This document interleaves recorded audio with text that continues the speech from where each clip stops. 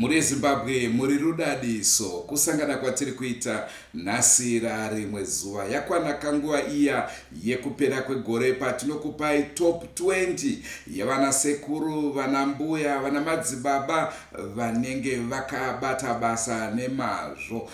Ndoda kukuzivisai kuti vaive vamunenge musina kuona vasina kupinda muchirongo hazvireve kuti havagone, asi kuti tinenge tingobhesa hedu nemaresults anenge achibva kuvanhu. Takataura isusu kuti kana tichinge takupai vanokubatsirai, dzokai nemaresults kwatiri motiudzawo kuti ndabatsirikana, handina kubatsirikana. Izvozvo zvinoita kuti tinge tichiziva kuti anogona ndeupi, asingagone ndeupi. Maresults atinokupai aya ari based nemaresults anobva kwamuri muchititaura imimi kuti zviri kufamba here kana kuti hazvisi. Rangu zita ndinonzi Andrew Neshamba.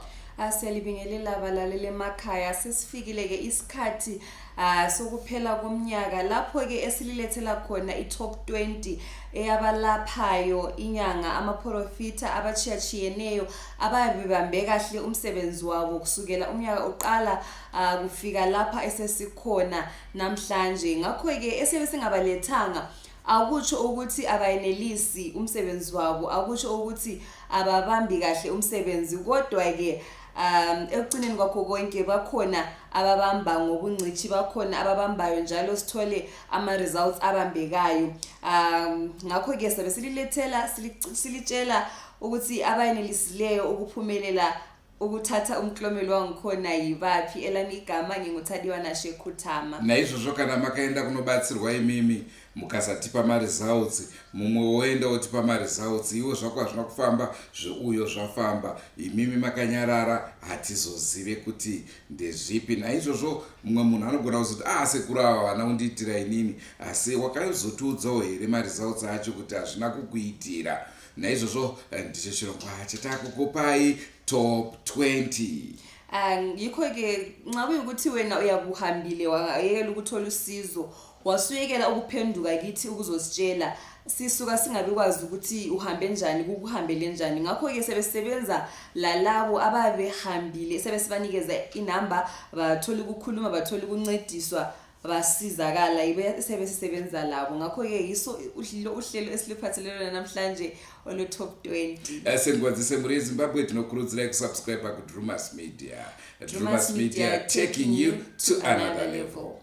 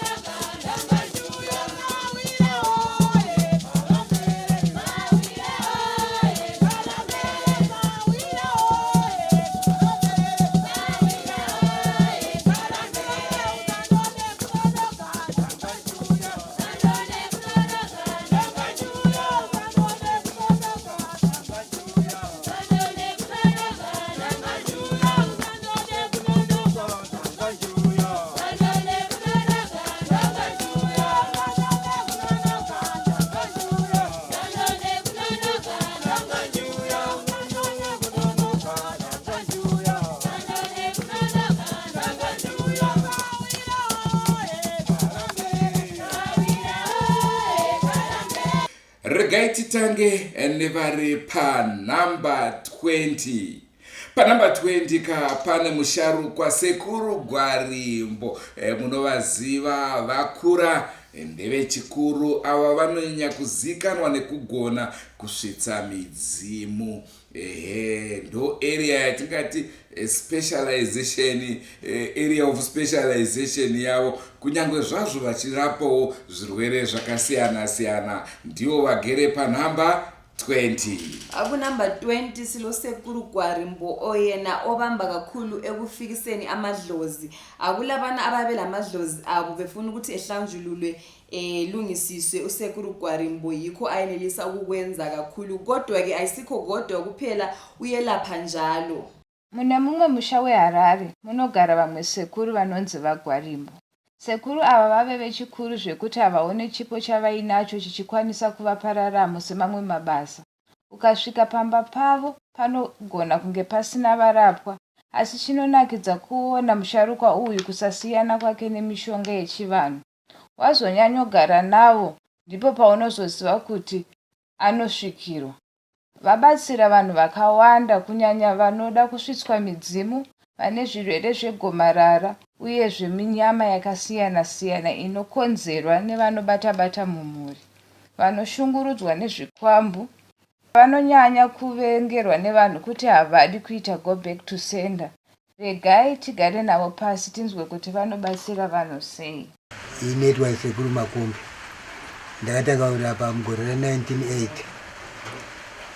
Hosha dzanonyanya kubata nadzo kazhinji kutsududza mweya yakaita, mweya zvikwambo, mhepo dzokusungwa nevapenyu nemweya yengozi. Asi kana tiri pangozi handibvise ngozi, asi kana ichinge yakasundwa kwauri yakaparwa mune imwe muri wetsinza rimwe chete ndiye anokwanisa kusungurudza. Takudzika naro ladha panamba 19. Sekuru Gwarimbo vari muHarare ka.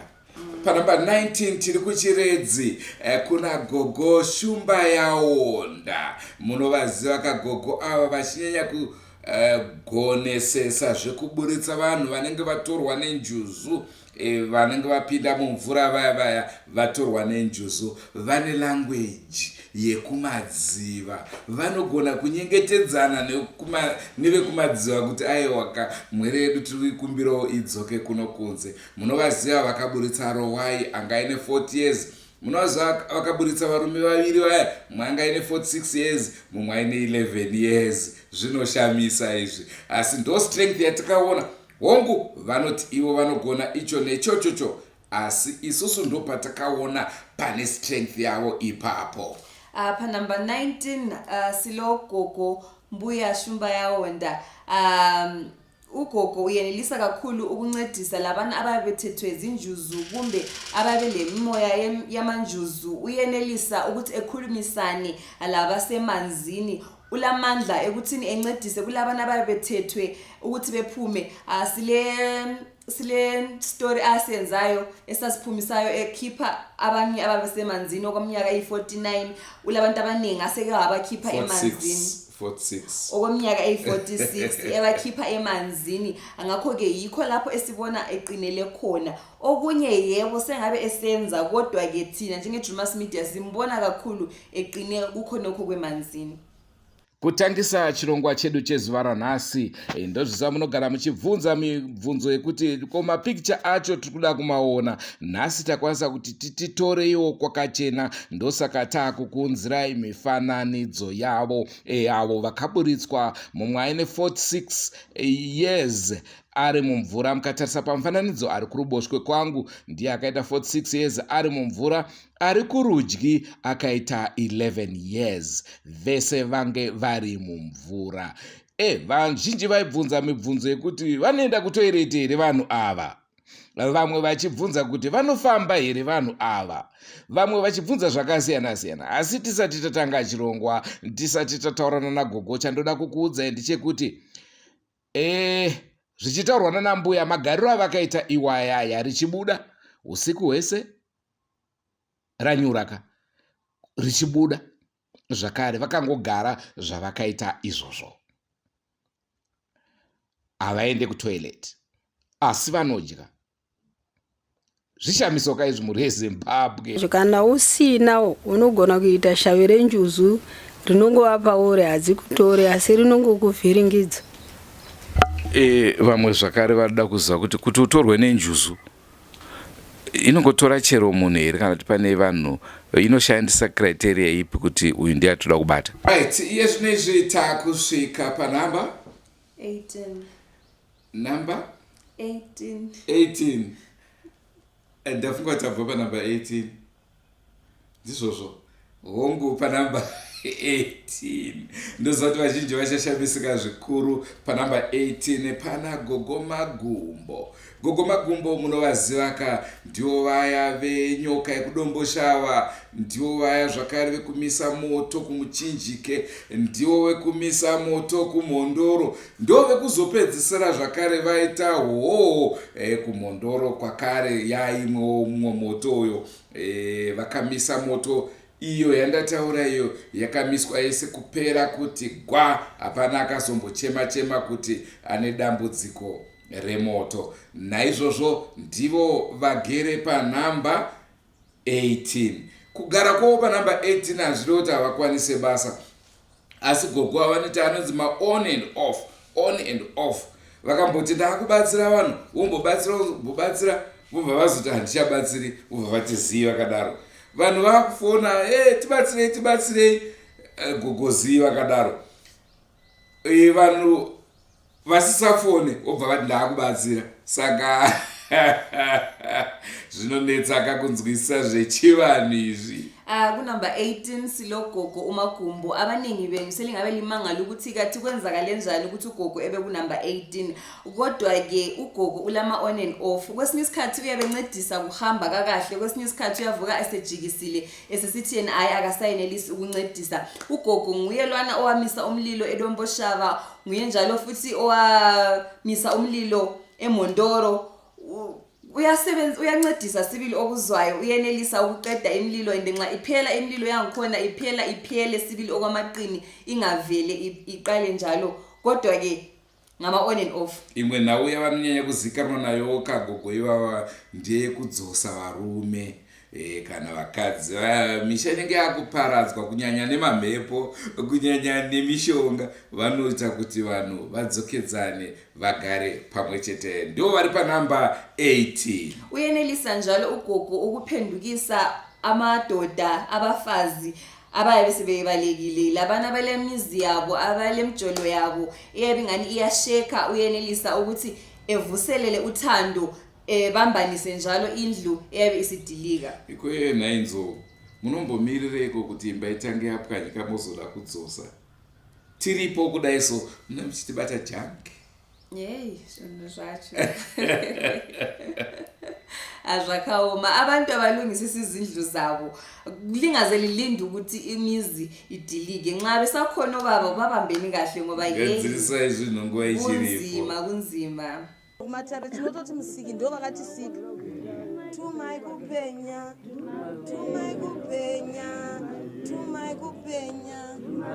Mazita kubuda patata atidichi. Zviriko chero kwangu tinoenda ndichinonzi varamhepo tisingatozoti ndikubudzira ipo. Tumai kupenya.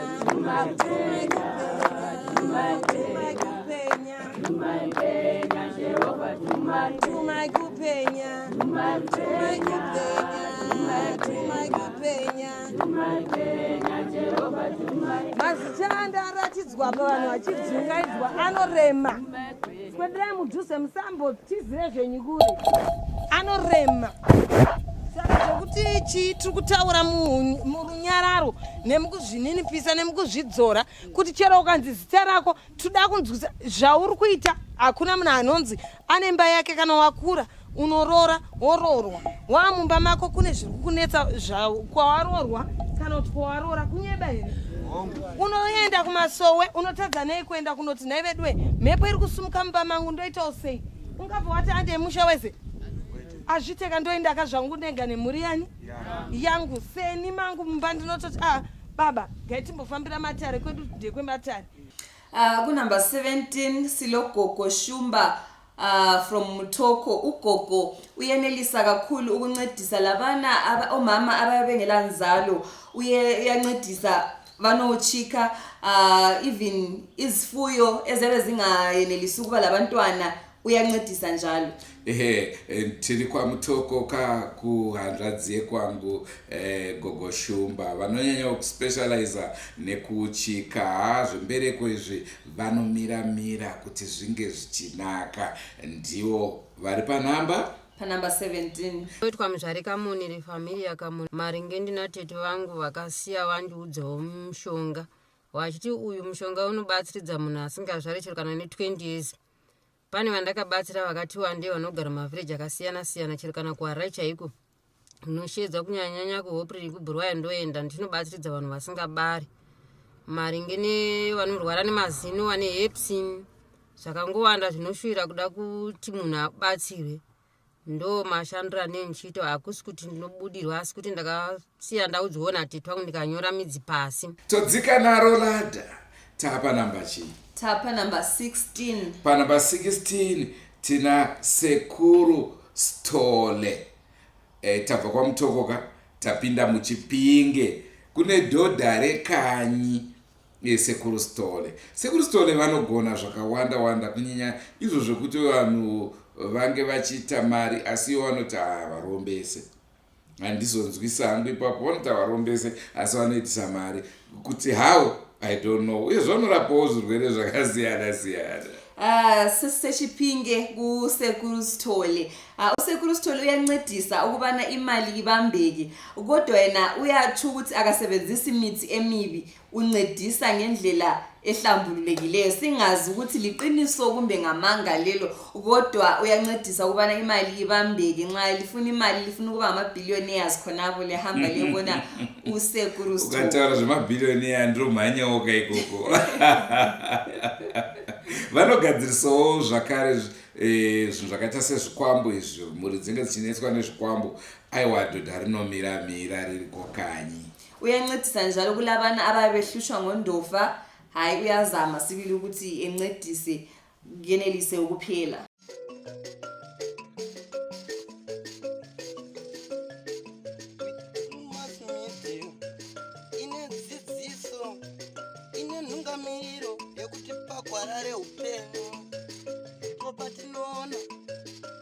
Sekuru wetu ari Masvikiro nemapositori topa kumatendo kuvayara shumba vatidzidzisa nekutipawo gwara iri.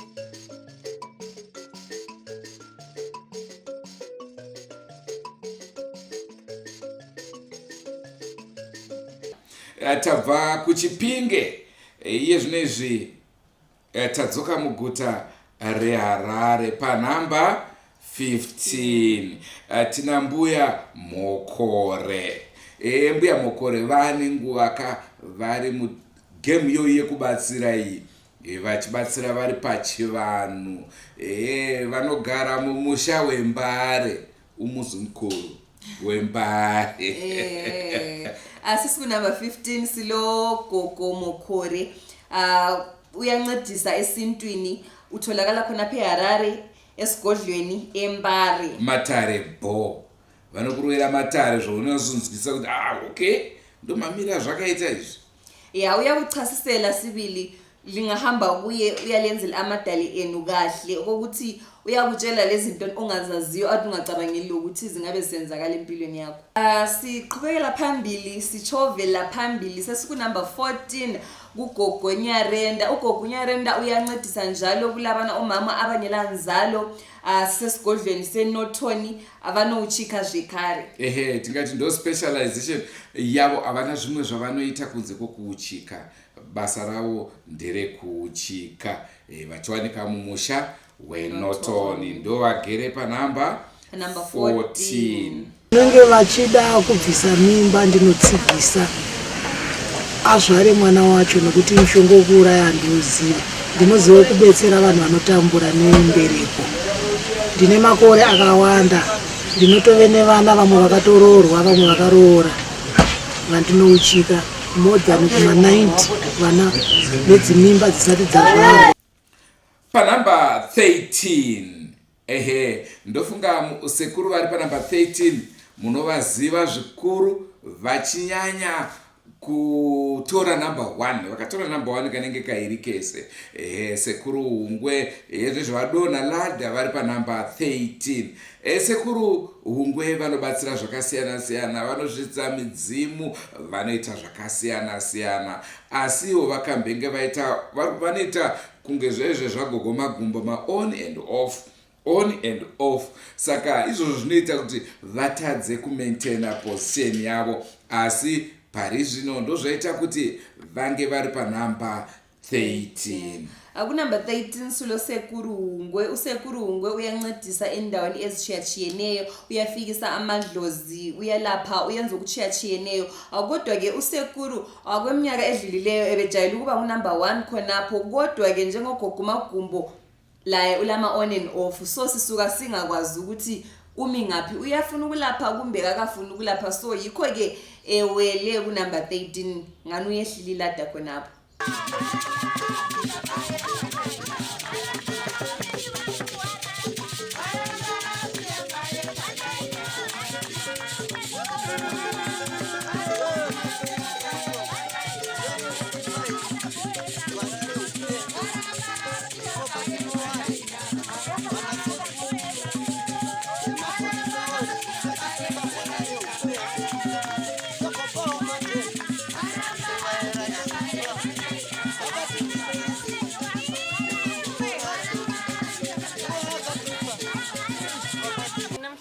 Esiwe ngayo ukuthi abaningi nxa befona bathi hayi babe bebuza or bekhalakhala ngendaba zemali esabe sizicela nxa lifuna ama-numbers.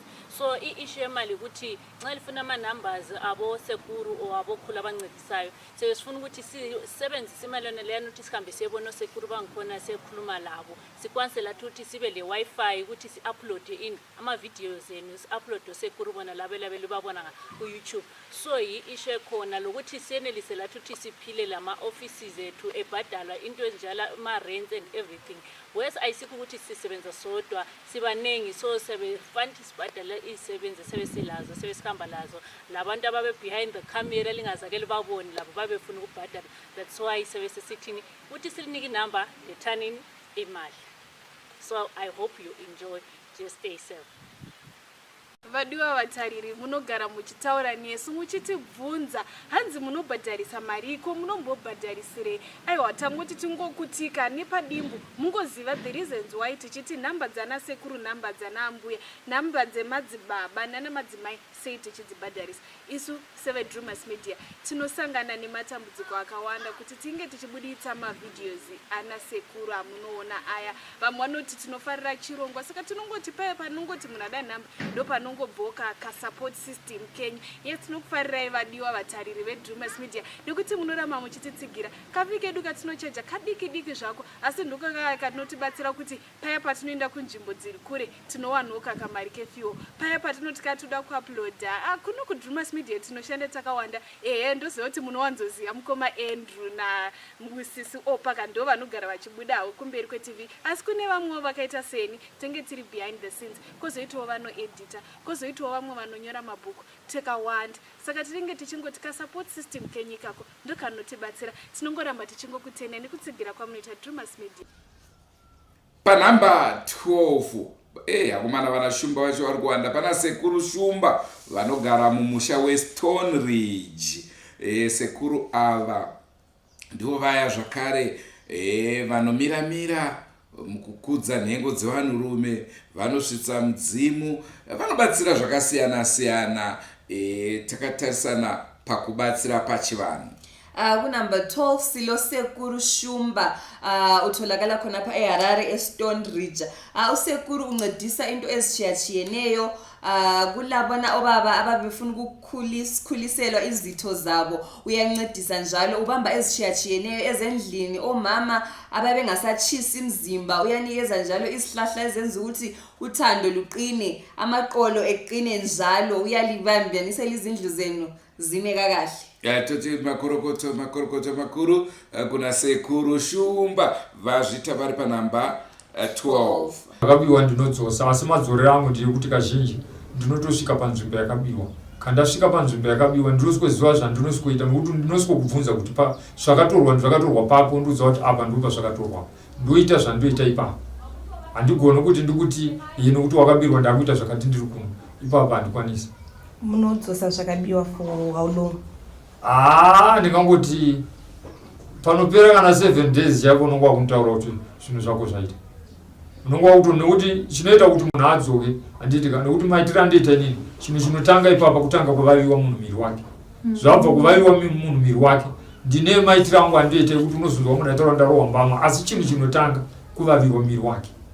Tichidzika neladha tasvika mumusha wedziva rasekwa extension kunowanika vanonzi gogonzou. Gogonzou ndofunga munovatondera vachikupai kudzidza hakuperi zvirongwa zvakadaro. Vanobatsira zvikuru asi strength yavo ndeye kumadziva uko.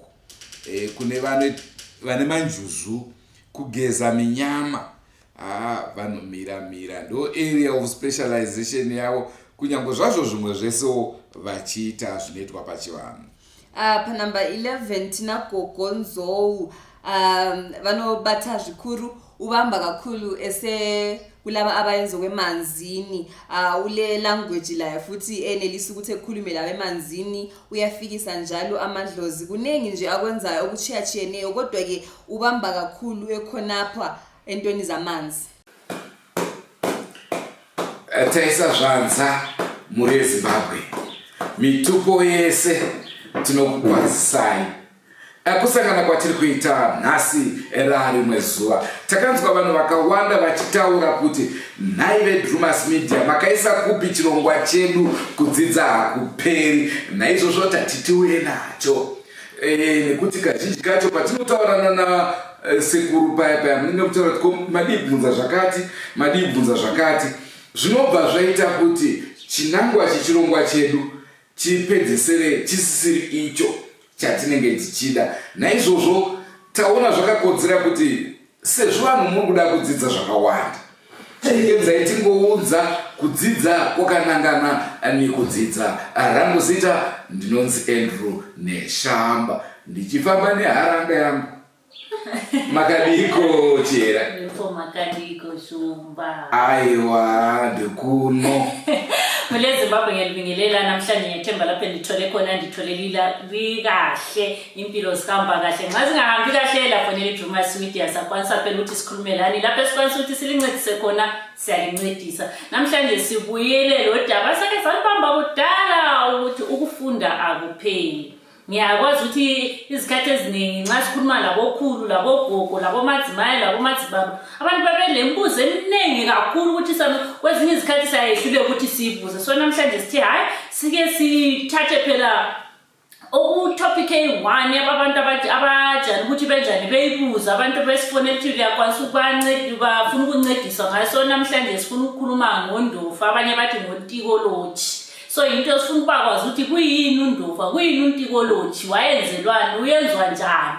Mule Zimbabwe ngiyethemba ukuthi alisoze lithatha ama-recipe phela lenza ezindlini. Wanashumba ndokuzwa mnotora ama-recipe anandofa mwenda kumbamo tindiza kugasira changu chikwambo. Ameno kumba kwenu zviri kwenu? Ndobvunza ini baba. Aiwa kwete isati daro munodziziva. Sekutaura kwaitwa nachera muri Zimbabwe nhasi uno tiri kuuya takanangana nechinhu chimwe chete. Tiri kutaura pamusoro pekuromba, pamusoro pezvikwambo. Tigonyaso bvumburudza kuti tinzwe kuti chinombonzi chikwambo chacho chii, uyezve kana munhu achiita mumhuri vamwe muita sei kuti chikwambo icho chinge chichiita sei chichibva.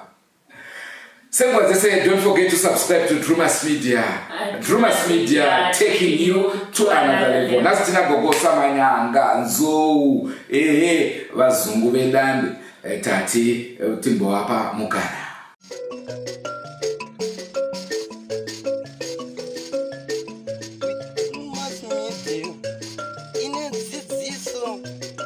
Ntungamiro yekuti pagwarare upenyu topatinoona ana sekuru vedu ari Masvikiro nemapositori topa kumatendo kuvayera shumba vatidzidzisa nekutipawo gwarairi.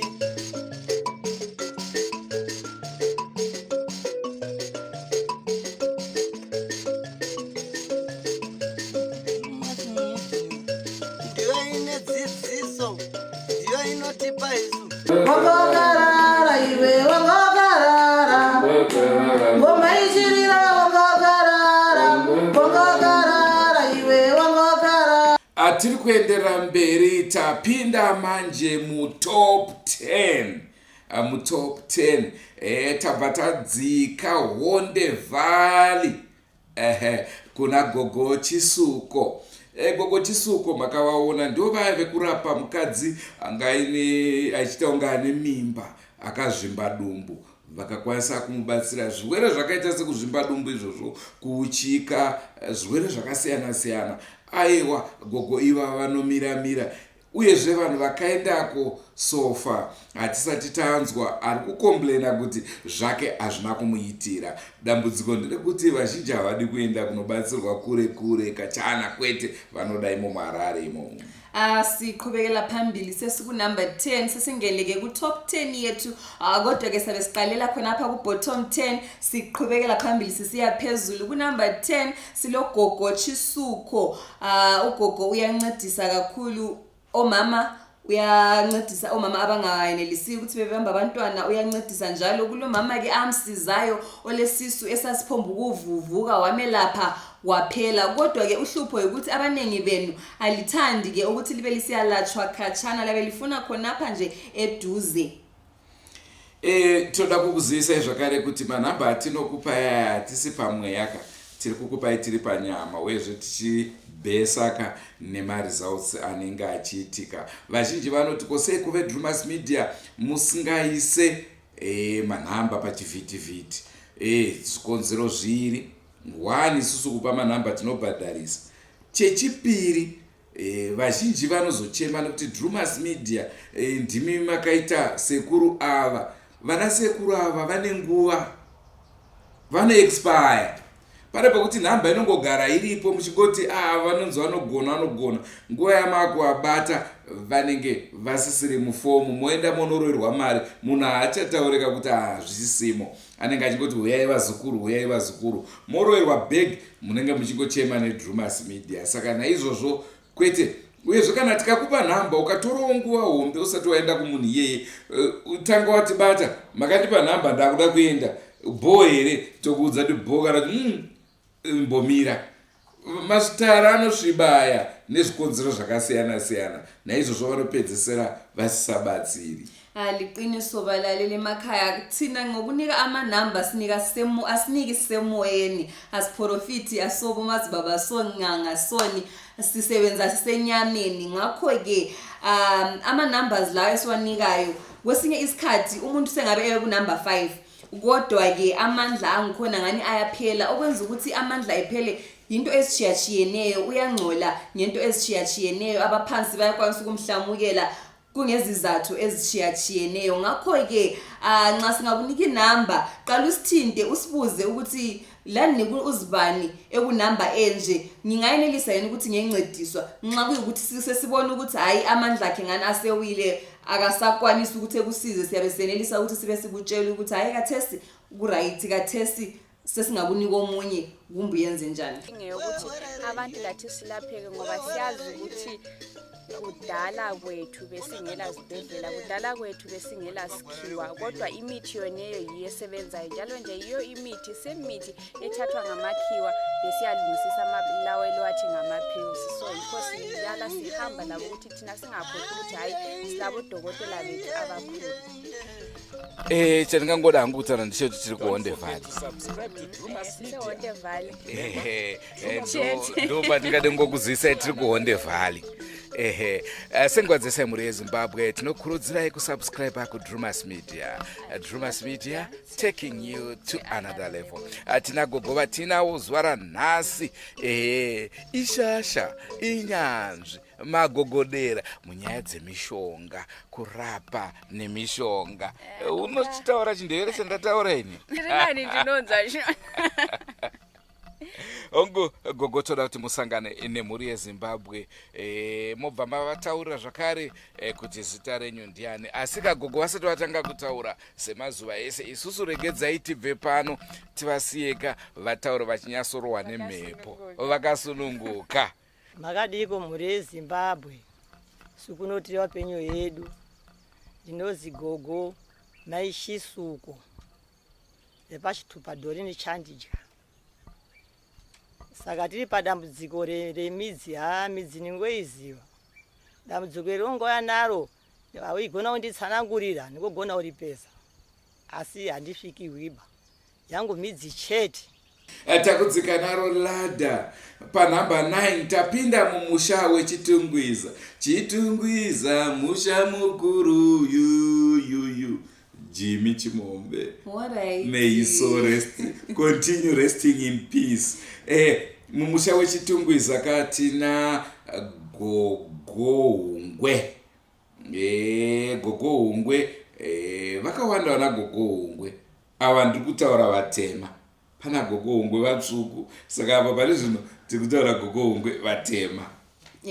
Ana gogohungwe vatinawo vakati one day vanengi mbijana kodwa ke sizabahlukanisa ngendlela esenelisa ngayo. Akathesi sikhuluma ngogogohungwe omnyama. Nguyesikhuluma ngayo. Gogohungwe vanobatsira zvakasiyana-siyana.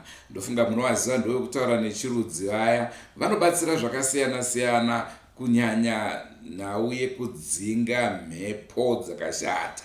Vanodzikwanisa zvikuru. Vanoitawo zvakare zvekusvitsa midzimu. Zvakawanda zvese zvinoitwa pachivanhu. Vanoita matare zvakare vachiona zvemandorokwati. Ugogohungwe uyaxosha imimoya emibi, yikho lapha abambe khona eqinile. Njalo uyatshengiswa amadali akhe ayabe ehamba kakahle, uyakwanisa ukuthi ekutshele inhlupho zakho zonke, njalo uyenelisa ukuthi encedise, uyancedisa kakhulu ugogohungwe. Ine ndithandiza anthu ambiri pamenepo nyaya zanyumba ndomane ndithandiza. Ndathandiza kwasuka kwasambisa thupi ronse pyonse kubvisa mphepo yoipa. Choipa chonse chimenechi chichimugwira tiburusa. Chimenechi tifuna pamuntu tifuna chadidi basi sitifuna choipa. Kuti mphepo ibwere munyumba si ukara bwino na mamuna si ukara bwino na anthu. So tiburusa mphepo imeneyi choyamba ndo chimenechi tiburusa mphepo yoipa. Mphepo yoipa ikatawa basi pintu papita bwino. Tasvika panhamba 8. Number 8. Tinani pa number 8? Pa number 8 tina Madzibaba Daniel. Madzibaba ava ndemwana nhonga zvakare anoona pamweya uyezve vachigona kubatsira matambudziko akasiyana-siyana. Ku number 8 silo Madzibaba Daniel. Madzibaba Daniel uyabona kakhulu emoyeni anjalo uncedisa inhlupho ezishiyatshiyeneyo. Uyancedisa kakhulu, uncedisa ngesipostori ngamanzi lamatshe nje kuphela. Hatina vanhu vakawanda vakadzoka vachitipa ma-complaints kuna madzibaba ivava. Ichokwadi mukaona tatokupai vanhu ka tinenge tavavheta taona kuti aiwa vatrene pakachena panoyambukika. Lingabona ke sesilinikeza abantu kutsho ukuthi sebesesibakhangelile asabona ukubana hayi kuyachapheka. Mangwana chaiwo ndienda kunzi madzibabani. Madzibaba Shumba. Madzibaba Shumba. Ndo vari panhamba 8. Tiri kudzika naro ladha tapanhamba 7. Panhamba 7 munovaziva vane nguva huru madzimai dziva vachishanda, asi mazuva ano vanyanya kusimbira kuchivanhu, asi ndimadzimai. Vanokupa matombo kana vakuda kukubatsirawo, vagokupa bute futi kana vakuda kukubatsira. Ko chikuru kurarama ka hazvina basa nekuti waenda kuchivanhu here kana kuti waenda kuchipostori. Vazhinji vanoti zvinodyidzana kuti ko zvinotadza kudyidzana sei? Mwari atinonamata ari mumwe chete, manamatiro ndiwo akasiyana. Ku number 7 siloko godziva usesikhathi eside ke ebamba encedisa, hayi useyingcithi usekwazi ukuthi kuhanjiswa njani. Kodwa ke kathesi lezi nsuku ngani useqinela kakhulu esintwini. Nxa usiyabuye usiyancediswa, sengabe kunika amatshe, sengabe kunika amanzi omthandazo, sengabe kunika ke igwayi, awungeke ubekwazi ukuthi uhambisa njani. Abanye benu selingazibuza ukuthi kathi kudlelana njani isiporofita lesintu, kathi kuyahlula njani ukuthi kulumbane khonapho, ngoba uNkulunkulu esimkhonzayo nguNkulunkulu oyedwa. Indlela esikhonza ngayo yiyo ke nje engathiyana kodwa ke sikhonza uNkulunkulu oyedwa. Unokomborera ndo vakaita se unokomborera ndo vakaita se unokunda mwanangu unokunda iwe unokunda mwanangu Mwari vachida iwe unokunda mwanangu Mwari vachida iwe Panamba 6 tasvika panamba 6 pagere sekurundudzo vaya vekubatsira kwamurewa vanobatsira vanoitirwa matare vanobatsira pachivanhu asi ndingati hangu kumatare vanogona kutadza nyaso kukupai nokugutsai but pakubatsira apa vanomiramira sekurundudzo. Kunumber 6 silo sekurundudzo. Usekurundudzo uyayenza njalo amadale kodwa ke sengingathi ukubona kwakhe ngani kulutshwane kodwa ke ekuchaphiseni lapha uyenelisa ukubana ekuchaphise ule mithi engakunika yona engakusiza ukubana uhlupho lwakho lube lutholakala luphela. Vanotanga ka vauya kamudare nekuti ini ndinoziva kuti chakunetsa chii paidaiwo unofungidzira kuti chikwambo iri ngozika saka ukauya mudare ndo mandinoringidza nekuona kuti chii chanetsa kana zvadai ini kuti ndibude mudare muno kuenda kunyumba dzevazukuru aiwa ndinoteka iraka asi tinotangira pakutanga ndaziva kuti chii chakonzera. Takuita tichidzika naro ladha tapinda manje mutop 5. Ndofunga vazhinji vari kutoshamisika kuti konhingi aenda kunhamba yakati konhingi aenda kunhamba yakati saka ari top 5 wacho ndevapi. Makorokoto makuru kuna madzibaba vanonzi madzibaba Peter vakambotanga vachingoita zvekuchechi chete izvo zvavakuita futi vachirova kune zvechivanhu. Madzibaba Peter ndo vaya vamunoziva vashanda namadzimai Rejoice.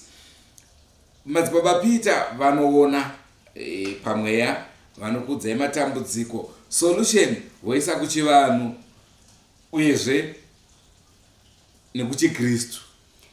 Madzibaba Peter vari mumusha wechitungwiza. Kunumber 5 silo madzibaba Peter. Umadzibaba Peter nguyekelwana elimaziyo wakwasebenza lo madzimai Rejoice kodwa ke kathesi ubamba engumadzibaba Peter ubamba njalo engusekurungwe khonapho ngoba usebona lasesintwini usesenza okwamadlozi njalo usengakuncedisa ekunika amatshe usengakuncedisa njalo ekunika imithi esintu kodwa ke uyachaphisa ukhonapha ke eHarare echitungwiza. Mimi kana muchibatsira munhu auya mudare menyu munobatsira nematombo kana kuti nemidzi? Tinobatsira nemidzi, tinobatsira zvekare nematombo. Zvichireva kuti munhu akauya achiti inini handidi zvechivanhu munongomubatsira kuri kuchechi? Tinomubatsira kuri kuchechi ndizvozvo. Hapana imwe solution yamunozomupa yechivanhu? Kana riripo dambudziko rinenge chida chivanhu ndinomuudza kuti muzukuru dare rako iri kana kuti madzibaba dambudziko kana madzimai dambudziko renyini rinoda kuti ndibatsire inoda kuchivanhu inoda kuchipostori. Saka zvimwe chida unogona kuuya kuti ina handibati mishonga asi chakakosha nchokuti ndikudze chokwadi kuti dare rako roda kuti batsire nenzira iyi yechitungwiza iyoyikai motiregerera yakatakura. Hatisi kubuda futi musha wechitungwiza tiri panumber 4 tina gogo hungwe vatsvuku vangu vari vatema tichiripo musha wechitungwiza ndosaka uchinzi musha mukuru. Number 4 silo gogo hungwe aloke ngugogo liyelo boni ubomvu gogo usechiyeni lalwana esike samkhuluma emuva ade ekunumber 9 sisithi umnyama lo ubomvu ugogo hungwe uyancedisa njalo into ezichiyachiyeneyo So inumber ezibonayo lapha ayiso numbers abantu abancedisayo zinumber ze-Drewmas Media. So abantu abaningi bajele ukusifonela besithi angicela ukukhuluma logogo bani bana hayi thina yithe esithi inumber zona lezi silinike inumber zokuthi lifonele ogogo bankhona. So lapho ukuthi silinike inumber sebesifuna ukuthi lisinike okuncane kwenzela ukuthi senelise ukuthi siphile, senelise ukuthi sihambe siyobona labo gogo. Regai sengwadze sendinogara ndichiti ngatiregedzei kuanza munamato sadza richiita si richipora tiri matare agogo Hungwe. Vanhu muchatinetsa kuti gogo Hungwe sekuru Hungwe ameno zviri kungoitikawoka. Isusu tinoteera matare evanhu vanokwanisa vanoziva zvavanoita. Kaziwai gogo. Makadii regai mukana uno tikupei mutaure nevazukuru venyu vanoda kunzwa kuti kana tikaenda kudarira gogo ndezvipi zvavanotibatsira. Saka mukana uno takupai imimi handizvo here naini? Kati sesinike ugogo isikhathi sokuthi esitshele ukuthi yena uyenza ngani, uspecialize ngakuphi, esitshele nje ngayo ukuthi uzasenzanani. So stay tuned. Kwaswai ini zita rangu ndoitwa Gogo Hungwe. Ndinowanika kuchitumbisa. Ndinobatsira, ndiri murapi.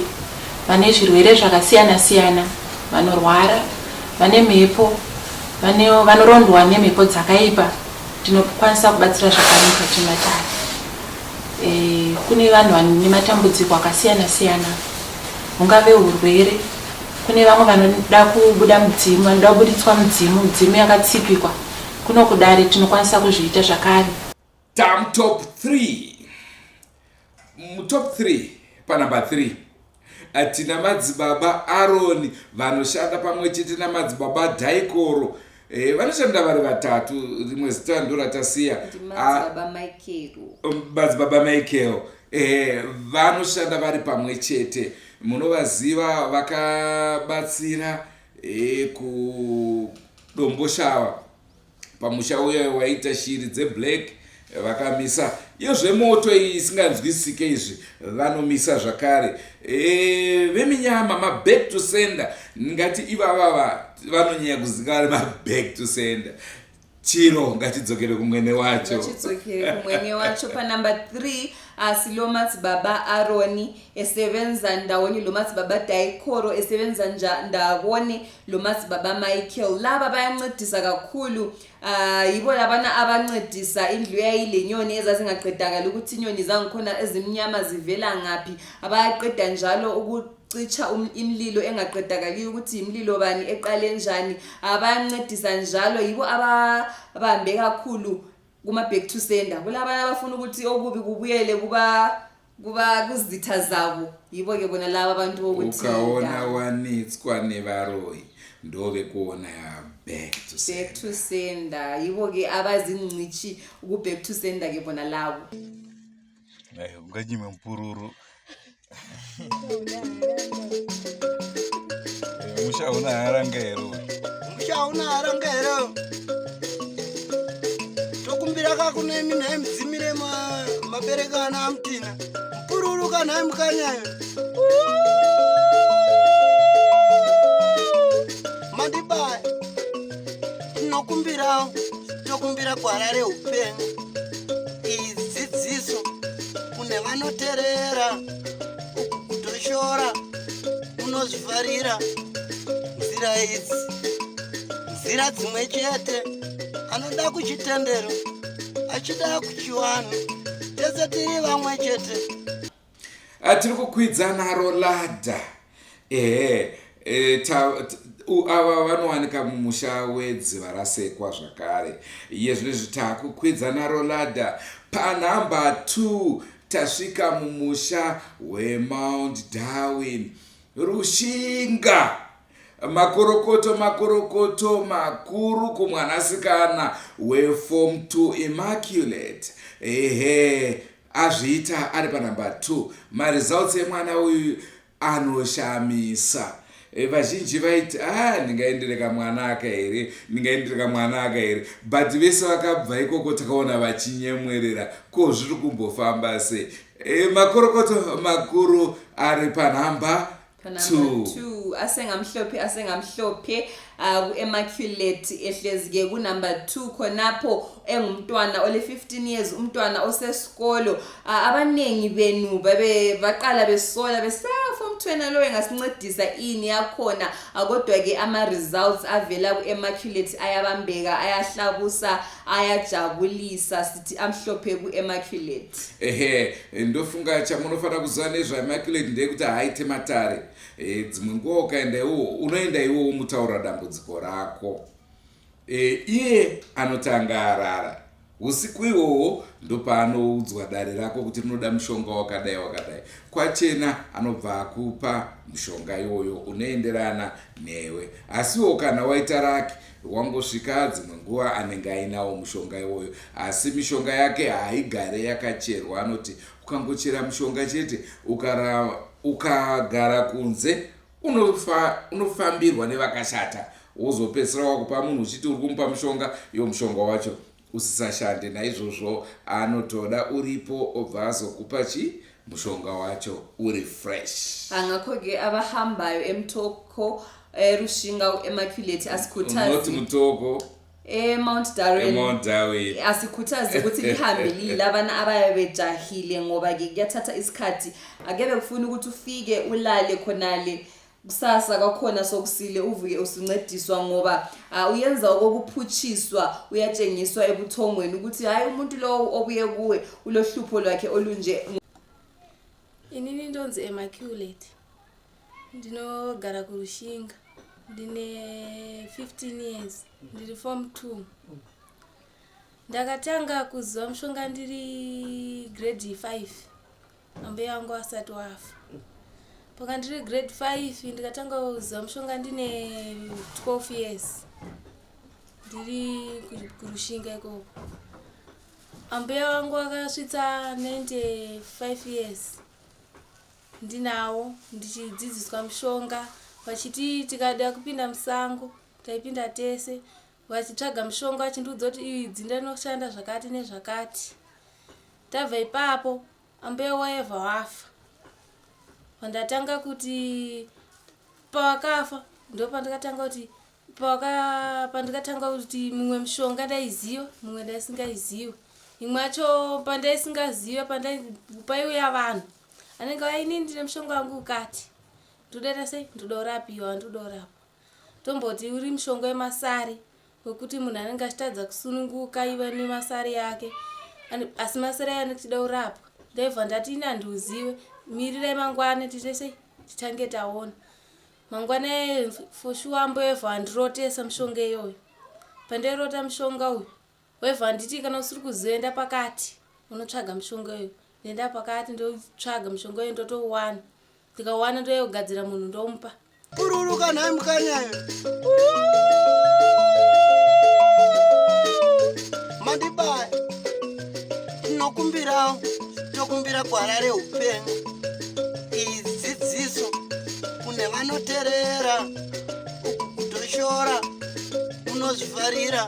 Taenda huru yadzo, regai titange taisa maoko, ndibatsirei kuisa maoko nzou kumhuka huru. Maoko taisa zvaonekwa Shumba Murambwi, sekuru Murambwi ndivo vatora number 1. Munovaziva sekuru ivava patop 20 vachitora manumber 2, vakatora manumber 2 kairi kese, vachibhitwa nasekuru Hungwe avo vari panumber 13 nezuva ranhasi.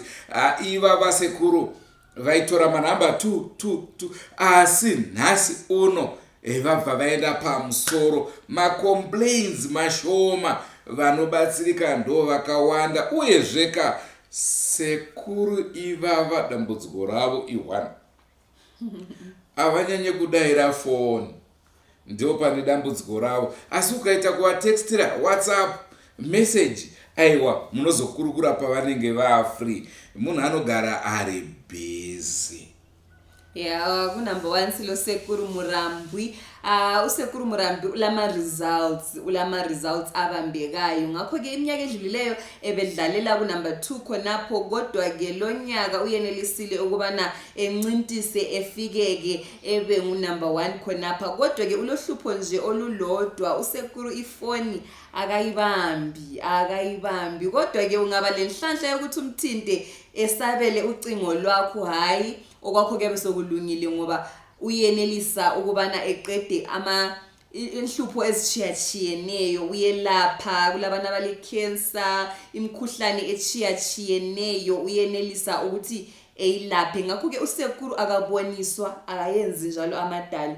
Ufuna wena ufike umchasisele uhlupho lwakho, umtsho uthi hayi sekuru mina ngihlutshwa yilokhu lalokhu ebese kuncedisa khonapho. Sekuru iwawa zvakare background information, the extension officer mudumeni, murimisi ndo by profession, uyezve vanotove neimba somewhere, imba hombe, asi vanogara mukabin nekuti shungu dzavo ndedzekuti vange vachibatsira. Hakusi kuti ishungu, asi kuti mhepo iri pavari haivatendere kunge vachigara mumasebhabhu iwayo. Sesilinika nje information. Usekuru ngumdumeni, ngumlimisi by profession. Ngakho ke ulendlu yakhe futhi umuntu olento zakhe, kodwa ke okukuye akumvumezi ukubana ebe esenza khonokho. Abahamba besencediswa ukuyeliza bona ukuthi uhlala ku cabin okuyindlu nje okwakhe ngamaplanka kwafakwa amaplastiki okungatsho lutho ngenxa yakho nokho okuhlezi kuye okungafuniyo ukubana ebetholakala esendaweni ezingani zithe xaxa. Uyezve kana uchida kubatsirwa nasekuru Hungwe, you need to be a little bit Sekuru Murambwi, unofana kunge uri a bit patient. Zvokuti ndibva ndabatsirwa nhasi nchibva ndadai ipapo ndo imwe weakness yavo. Plus musandiro weshumba vanotaurisa ukasvika kumba kwavo chindoda toti ndibva ndadzokera, unonyepa unotombogara vanosvitsa zvakare midzimu, vanobatsira zvakawanda sekuru. Makorokoto amhlope. Congratulations kuna Shumba, ndo yanga iri top 20 yedu yegore rino 2023. Ushongo wokuti munhu aite mari iwo usingadeuri ropa hauzi wokuromba kana riri dare rangu. Ndine miti inogeza jambwa nemunyama inoita kuti munhu mhanza yake inge ichivhurika, kuti anokwanisawo kuita zviri kuitawo vamwe. Sezvinoita kana goridhe, vanochera goridhe vaya vazhinji vanorishayiwa vamwe vachita mari, nekuti nzvimbo dzavanenge vachinochera goridhe kuti vaite mari dzine mari ndadzo. Saka dzinotoda kutanga dzatokumbirirwawo zvakare kuti goridhe mukuto unge uchibuda. Saka vanhu vazhinji vanenge vachitiwo kuromba ndokunoita kuti munhu aite mari, kwete. Dzimwe dzenguva kuti tinenge kutanga tavheneka kuti wewe hapana here mashavi ari pauri, unogona kunge une shavi reuvhimi, shavi rekushava. Shavi rekushava iro rinogona kutokusunga kuti iwe usaite mari, nekuti rinenge richiti mari yauri kuda kuisa pai, unenge usina zvinhu zveshavi reuvhimi, bhegi renhava, ndiro yacho, utane museve, jira reredzo zviri kudiwa neshavi rako rodzimba kuti unge uchinoita mari. Senguva dzese muri yeZimbabwe tinokurudzirai kusubscribe kuDrewmas Media. Drewmas Media taking you to another level. Ngatisanganei mune zvimwe zvirongwa.